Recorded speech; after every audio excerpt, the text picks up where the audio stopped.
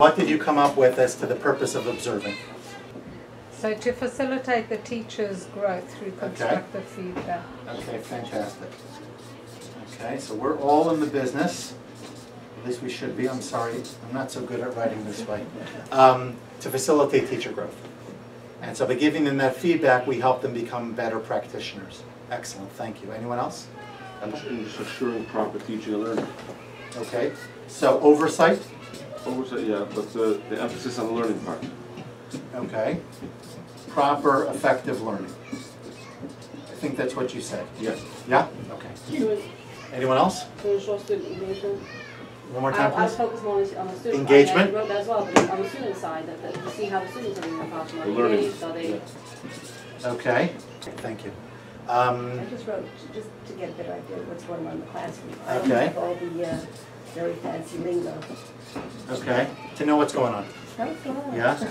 Right? If nothing else, parent calls you up, you should be able to say, I've been in there. Okay. I must say that number 4, Yes? you know, to know what's going on, Go ahead. what you mentioned, that a parent calls up and you said I was in the classroom, that is such an important, that is like one of the key Sure. things that I found out of you, Sure. is that, you know, the teacher said, parent calls and says, it's haywire, I said, I've been in the classroom, I know what's going on, it's X, Yeah. Y, Z, it's really not. Yeah, it what could really is. diffuse. It could really diffuse. Yeah. You know, it's interesting. This is not our topic, but there are a number of principals that I've seen do this. Actually, I should say I've heard do this. And if you don't, you may want to consider. I'll call them, and I'll get to their voicemail. And they'll say, hi, you've reached so-and-so.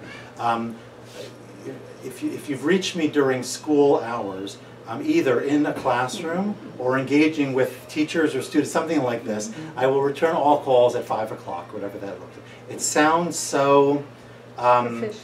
what's the word?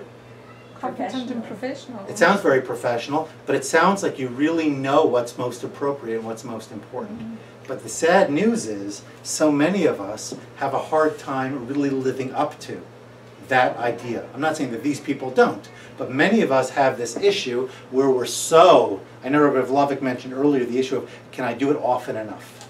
Right? We never feel like we're doing it enough. And I will mention as an aside, as we talk about walkthroughs, we should think about goal setting. And we should think about accountability. And so, for example, if there's somebody, I know it's not really where we are at the moment, but sometimes something comes to mind it's worth mentioning. If there's somebody that you can turn to, let's say, for example, from the girls' school to the boys' school, or different departments within the girls' school, or maybe different schools, you can say, what are your goals for walkthrough visits for this month? And you set a number. And then you know that there's going to be someone, or maybe even a small group of individuals that you're going to go back to at the end of the month that are going to hold you accountable for your number. And if you're not able to reach your number, you're going to have to justify why not. And if you were able to meet it, or perhaps even exceed it, then of course you would talk about it that way as well. We all know the power of social, let's call it pressure, or at least accountability. It can be extremely empowering and motivate us to do things. And then we start to sort of get through the clutter that's blocking us from doing what we know fundamentally is most significant, and of course getting that done. If I may mention, yes, there please. was one amazing thing that I remember doing in a course was Yes. we had to, as principals, we had to list all the things we do every day. Yes? Go through every single detail. And then there was like this box divided into 4. Yeah? Important, not important. Uh-huh. And then you had to really place what Yes. was in the important role. And Yes. you realized that 90% of the things you're doing are in the non-important Yes. role. Returning phone calls during the more, like when you're supposed to be in the classroom, is not important. Put that to the end. Uh-huh. And it really, really gives you an idea of really where the important. I know exactly what you're referring to. The name of the box, the quadrants, slipping my mind for the moment, but you are right. It's urgent and important is quadrant 1.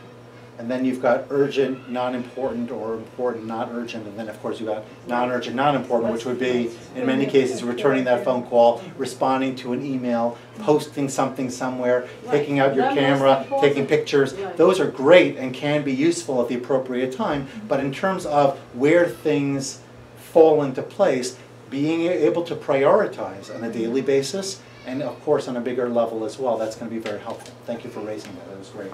Anything else in the why observe? Yes. Please. Sorry. Go. Okay, assessment of like specific learning contingencies. Okay. Meaning, I want to check fourth grade fractions, what are they up to? One of the purposes for observing teachers Uh-huh. is to build a positive Uh-huh. relationship between the teacher and the principal. Beautiful. Okay, so to build a relationship and some rapport as well. Okay, so I don't care how much you know until I know how much you care. That type of idea, but specifically applied to your presence in my classroom.